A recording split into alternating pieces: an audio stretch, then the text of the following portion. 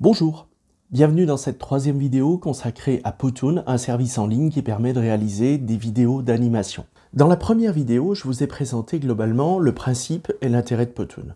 Dans la deuxième vidéo, j'ai montré comment mettre en œuvre Powtoon et réaliser une narration à partir d'objets animés.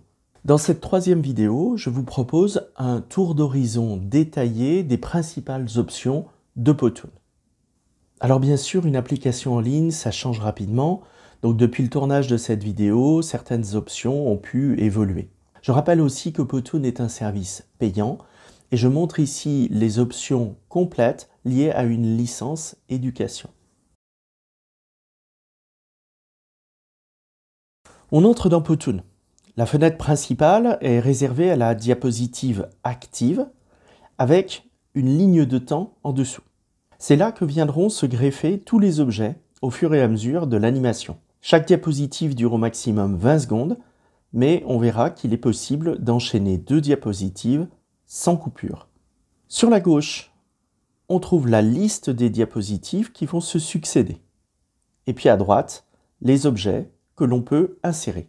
L'apparence de ces objets dépend de l'univers visuel que l'on a choisi au départ. Ce choix d'univers permet de gagner en cohérence en privilégiant un thème, mais il est parfaitement possible de changer en cours de création.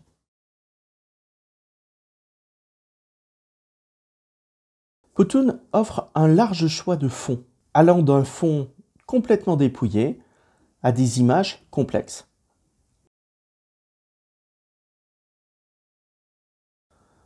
Il faut faire un choix cohérent avec l'animation choisie. On va donc privilégier des fonds unis, soit clairs, soit sombres, pour maximiser les contrastes. On peut aussi choisir des fonds décorés pour habiller la diapositive. Les personnages sont une des signatures de Powtoon. Quand on a accès à tous les objets, le choix est immense, mais variable selon l'univers. Un personnage est généralement animé. On peut lui appliquer une série d'attitudes, adaptées aux besoins de la narration. Il va pouvoir être pensif, joyeux, en colère, en train d'expliquer.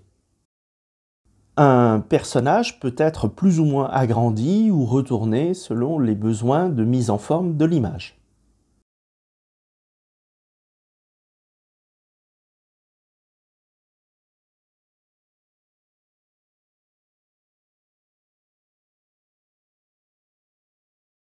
Là encore, Powtoon frappe fort en proposant une large bibliothèque d'objets divers.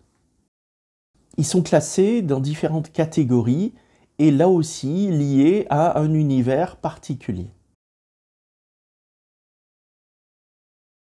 Comme avec les personnages, on va s'appuyer sur les objets pour construire la narration. Certains objets sont animés, on a une série d'images qui vont s'enchaîner automatiquement et on peut choisir le nombre de boucles qui sont jouées.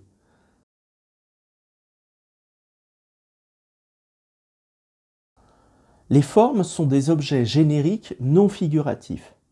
Elles sont souvent utiles pour délimiter des zones de l'image ou pour relier plusieurs objets, par exemple des flèches. On les associe aussi au texte pour mettre ces derniers en valeur. Alors certaines formes sont animées et on peut, là encore, choisir leur couleur. On peut intégrer dans Powtoon des images fixes ou animées.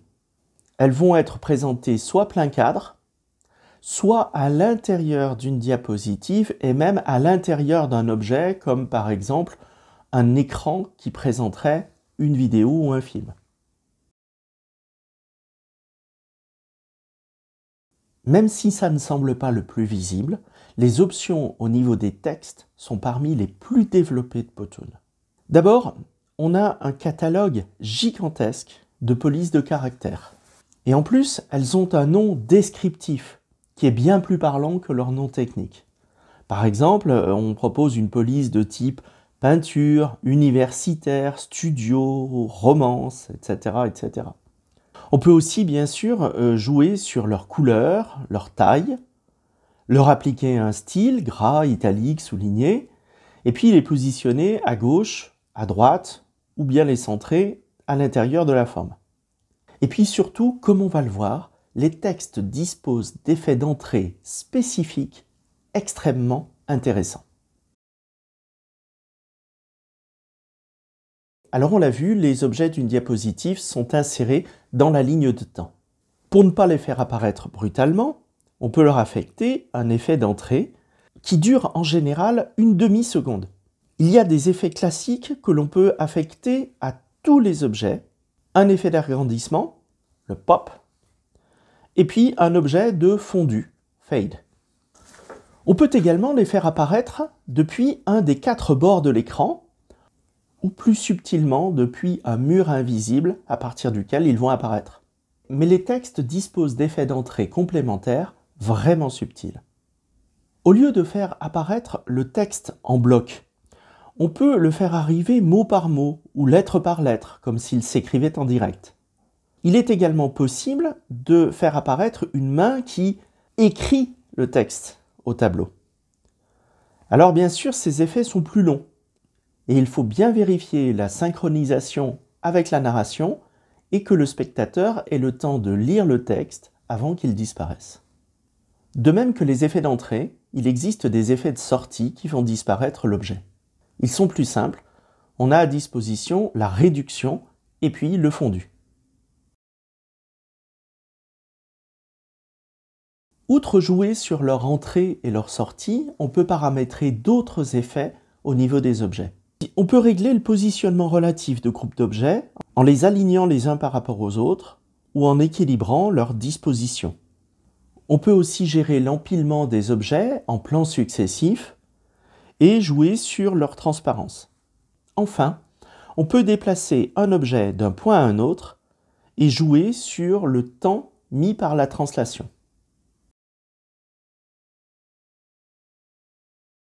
Powtoon nous permet au final de construire des vidéos d'animation à partir de petites séquences de 20 secondes au maximum.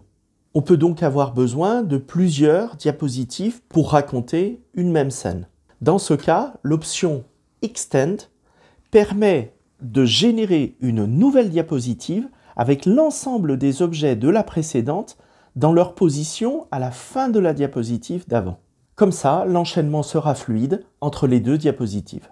Lorsqu'on veut séparer des plans, il est possible d'opter pour des transitions plus marquées et là encore, on a un très large choix d'options.